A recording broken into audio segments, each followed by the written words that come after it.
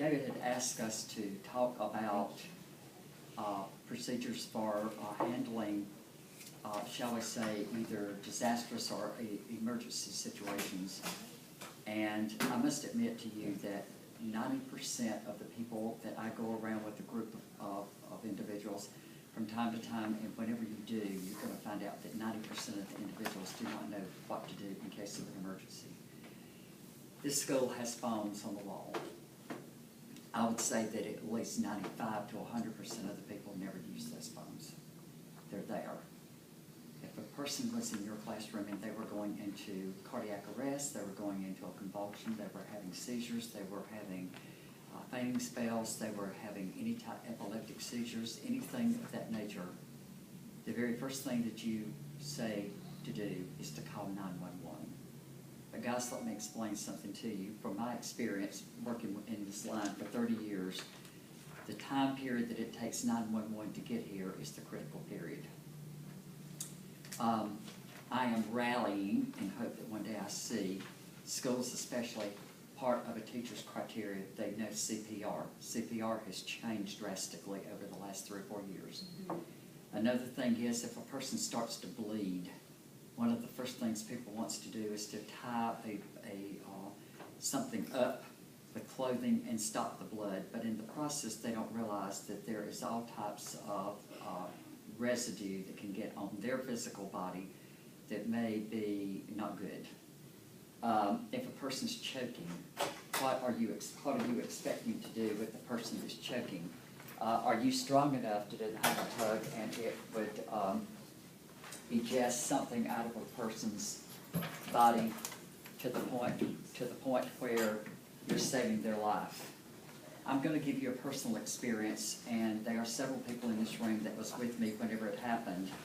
One afternoon last year, Kelly McCarty, myself, and about 2 or 3 other teachers were going down the sidewalk, and we were right down in front of Jack's, right down here at the little restaurant. And this lady had just come across the street from the courthouse. She was on jury duty. And the lady collapsed. I saw it happen, and I started running to get to her because I am trained. Before I could get to that lady, I knew she was already in what we refer to as a trauma 3. She was already dying. She had not a cardiac arrest, she went into cardiac collapse. And Kelly will tell you, you saw it, you know it's the truth. When I was standing over that lady trying to get her trying to survive her, and a group of paramedics drove up and turned around to me and said, "What do I do?" And I said, "Do you have something I can shock her with?" And they looked at me and said, "No, the equipment's not on the truck." And about maybe 10 minutes later, Greenville County EMS came up. Guys, she was already gone. But I know from experience, deaths in my family, you just can't depend on that 911 call to save somebody. We have got folks in this school that are epileptic, we've got diabetics, we've got all kinds of different type of illnesses. My question is this, and I want some feedback. What would you do if someone like that went into a seizure? You've always said, "Well, I was told that you do this," or "I was so-and-so to do this," but literally, what would you do? Would you call somebody upstairs and tell them to come down to help you? In that 5 minutes that they're coming down the steps, that person could be gone. I'm not trying to scare anybody, but it's just the truth. I run into this every weekend, where people are not properly trained. So the number one thing we're going to have to do is to understand that training is essential. We're all educated, smart people, and I will tell you that within 1 week, working 2 days, everybody in this room could be what I call a survival kit. That means that you're capable of arresting a person if they're going into cardiac arrest, to unchoke them if they've got an object in their throat, just anything to get them stabilized, and that word is stabilized, until the paramedics can get on board and get into the school. The next thing I want to talk about is evacuation. I don't know who told the people in this building, and our school is going by the same procedures. I don't know who told the people in this building that we only need to have a fire drill every so often. That is really up to them, but that's really not the truth. Everybody that walks in this building should know where to go and how to go. And one thing was said in a meeting that I disagree with, and I say that the people that made this statement is the ones that are to be questioned about this. I'm saying that the fire marshal is, and I even wrote him a letter about it. I know the guy very well. And he had someone to make a statement that if a person is in the school and they're handicapped, that you are to find the nearest restroom and put that person in that restroom until the fire marshal can get up and get that person. That strong-bodied men or women are not supposed to try to carry them down steps or whatever. That is further from the truth. If you have a person that is incapable of getting themselves out of a burning building, you need to help them get out, because you got to remember what you stand on every day right here is more poisonous than if you get burnt by a flame. You're not worried about those flames burning you because you can get away from them to an extent. What you need to worry about is the fumes. There are so many things, particularly in this school, tabletops, carpet, this machine here, anything that you can just imagine, and those objects are, they are flammable, and they are very highly toxic, because everything we use now is plastic, and plastic is made out of chemicals. And once they're stabilized into a solid form, they can be liquidized, and they can go back to a very toxic form. What would happen if all the power went off in this building and you could not evacuate it? Because you got to remember that door is electronically locked. Elevators are electronically locked. What would you do? The first thing that everybody in the school needs, and I don't know that we have got them, but I am going to mention it to Karen, we need a miniature small flashlight to carry around. Oh my goodness, why do you need a flashlight? Well, if you had a tornado to go through this area, all the power was off. It was much darker outside than it is right now, and you need to get through this building. Once you leave this room and start down the hall, it gets darker as you get into the interior of the building. Therefore, you need a way to get out of the building, and that way may be to manually open a door, and you can't do it without a flashlight. How are you going to see? Does anybody in here know how to properly use the fire extinguisher? You do? I learned the hard way, though. Well, you know, the one thing that even firemen, and I reprimand some of our firemen all the time, they will use the fire extinguisher even in training, and the next thing you know, they whirl around and walk off. You don't ever back up. You don't ever turn around and walk away from a fire. You back away from it, because you never know whenever that fire is going to all of a sudden hit another combustible object between you and it, and there you go, flames all over you. There are so many dangers out there that you do not realize. We had a young girl 2 years ago who Mama set a candle out on the front porch during Halloween in the middle of a pumpkin. And the child was playing around it, and of course everybody was laughing and giggling, taking pictures. But the next thing you know, the child had third-degree burns over 2/3 of her body because her little costume caught on fire.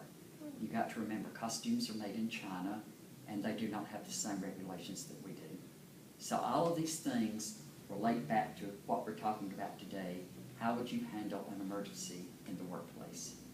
There's 3 emergencies that happen: fire, someone either fainting or having some type of seizure, or something where a person either falls or gets cut, some type of thing of that nature. How would you handle that? Would you take a part of your clothing off and try to tie it up?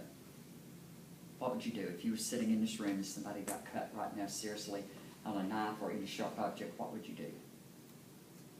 Grab a piece of clothing and apply pressure to it. That's exactly correct.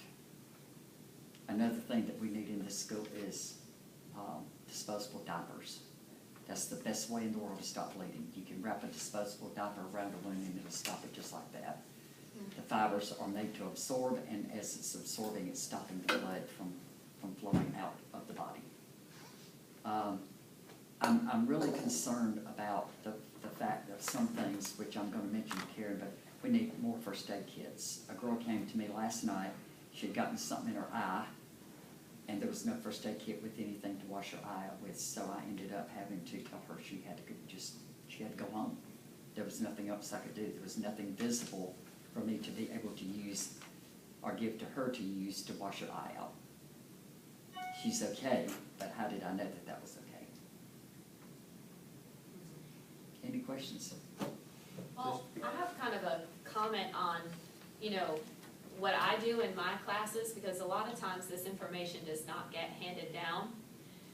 Especially if they are new students for professional development, is when they fill out that little sheet, I also give them space to say, if you have any sort of physical condition or any sort of condition at all, you have to let me know so that I know beforehand in case something happens. And I think part of being properly trained is knowing that this person has an issue. Sometimes they don't know, but if they know, sometimes they don't think to say, oh yeah, I have a tendency, I'm epileptic. And a lot of folks do You not know. realize, that's a good point, and a lot of folks do not realize that when a person has hypoglycemia, that's just as dangerous as if a person is a Right. diabetic. Now, can anybody answer for me, in the workplace or out there in the general public, we're relating the two, I'm paralleling the two. What is the number one thing that causes people not to handle something properly in the case of an emergency? What do? Panic. They panic. Not too awful long ago, a mother had a child to get a piece of hard candy hung in the child's throat at Walmart. This can happen right here on our premises. People eat here. The food, they could get hung in their throat. And we could not properly handle getting the child some help because the mother was going crazy and just almost fighting the emergency people off. It is a foregone reasoning thing among human beings that we try to protect our children, and especially with children, people sort of really panic. And I've noticed that in the workplace they do that also. You let something happen here, it'll be all over this building in 3 minutes, and somebody will be panicking. Seizures. What happens if somebody has a seizure in your room? What are you supposed to do? Supposed to clear items away from them. Right. Make them comfortable, but please do not ever try to stop them from having the No. seizure. Because if you do, the brain is it's just like taking the light switch, it'll cut it off, and then eventually, at least within 30 minutes, it's gonna come back, the rest of the seizure is gonna proceed. Right. So it's better to keep the blood flow as it is, rather than stop it and start it. Because if you don't watch out, you can cause a hemorrhage or something of that nature to happen in the brain. That seizure is there for a reason. All right, any other questions? Come on, Madeline Jackson, ask me How something. do we get out if the door is locked and there's electrical power outage? Okay, the best thing to do in a case like that, and that is one other thing too, and I know this is gonna be a really bad answer, and I'm sorry, is that everybody in this place needs a card, and we need all the emergency numbers on it, because downstairs, you can call any of those guards, and they can trigger the electric lock just like that and unlock it. If you follow the exits from the stairway, you can get out of the building, Yeah, out near the trash cans. out near the trash cans, yes. But you have to follow the exit signs to do Yeah. that. I guess what she was asking is the fact that some of the doors are electric, and I fell into that the first year I was here. In fact, the very first week that I taught at this school, we had a very severe electrical storm to come through Greenville, downtown Greenville, and my class was actually one of the few classes that was still left in the building that night. Some classes were gone on a field trip, and whenever we tried to get out of the building, all the lights went off, and when we tried to get out the store up here, it would not open. It was locked. Now, why does that door lock like that? Can somebody tell me why these doors are made to do that? Keep bad people out. Sure. Yeah, like you, Bruce. No, You those mean doors are. the door to the stairwell was locked? Yes, sir. The doors to the stairwell was locked, and actually, we finally got this one open, but when we tried to get down to get out, you couldn't get out of those. Even these would not work. But there are doors, if you follow the exit signs, there are doors to They get are, out yeah, of yeah. that do not need this. Yeah, but I must admit, you see, the reason that door was not used is I didn't know where that door was. No. I mean, I'm serious, I did not know where the door was. It was there, but I did not know. But again, a lot of times if it's dark, you don't see the exit marks. Again, if it's dark, you panic. Any other